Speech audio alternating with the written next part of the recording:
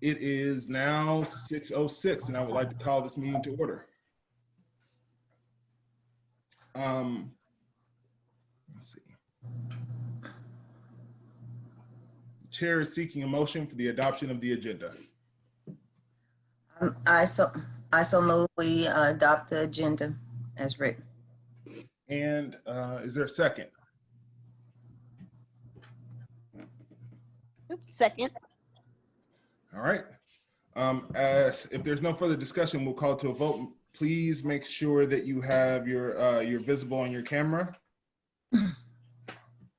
All righty, and I will call to a vote. Director Brooks. Aye. Director Carter. Aye. Let me see Oh, it. aye. Sorry. My phone's charging. No, your background is covering everything, so we can't see Oh, your face. sorry. No, you're okay. Yeah. You need me to say aye again? Okay. Yeah, no, yes, just kind of. But we can't see you. Can't Oh, see. okay. Can you see me now? Yes, I believe Okay. so. Aye. Okay. Vice President Kendrick, Aye. chair votes aye. Motion carries 4-0. So, this open session. Oh, what was that? This open session meeting. The first item of discussion is is the Board of Education ethics discussion. What I would like to say before we get started with this conversation is I received concerns from board members as well as city officials regarding recent events that took place during the Planning and Zoning Committee last week.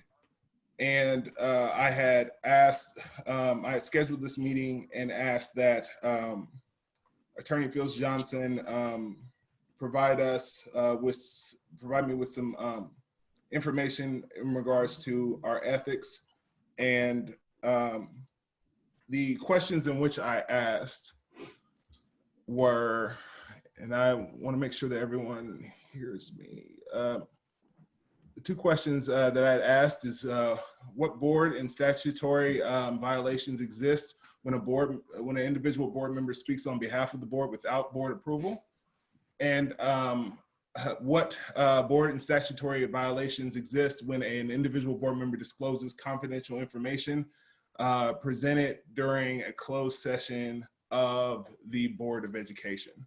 I brought these issues up because I had to formally apologize to the 5th and 6th District for the display that took place during the Planning and Zoning Committee.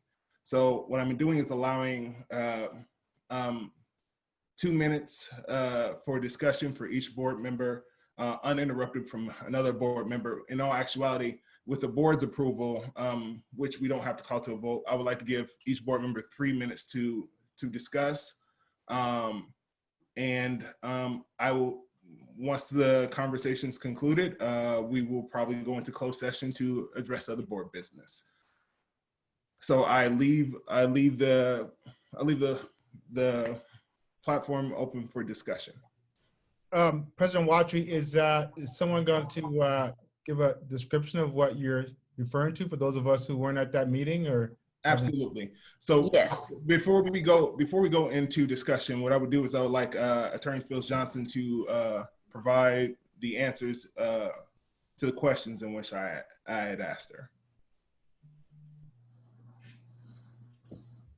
So you asked me to research 2 questions that you've articulated. The first one is what board and statutory violations exist when an individual board member speaks on behalf of the board without board approval. And then the second question is what board and statutory violations exist when an individual board member discloses confidential information presented during a closed session of the Board of Education. And to answer those questions, I first looked at board policy BFF, which is the school board member ethics policy.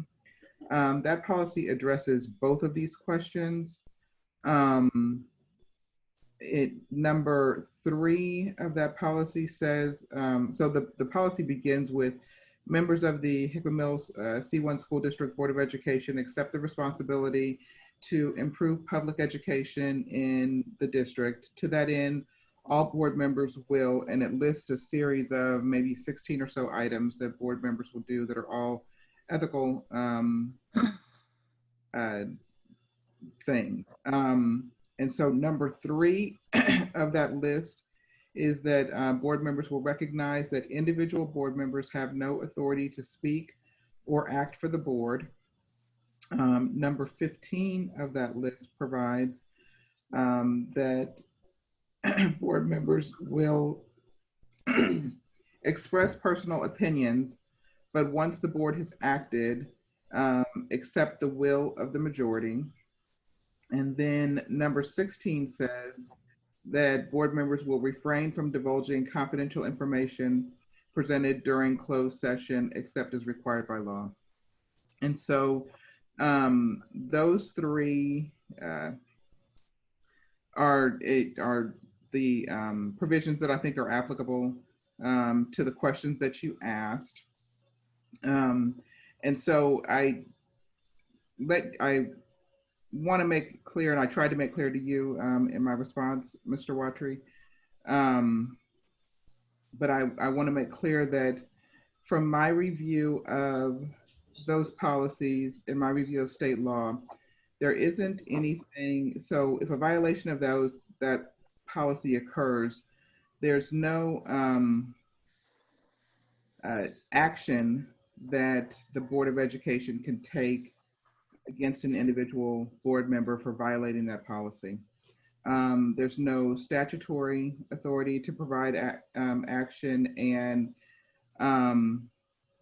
there's no specific Missouri Ethics Commission rule, and our board policy doesn't provide any action for violating board policy BFF.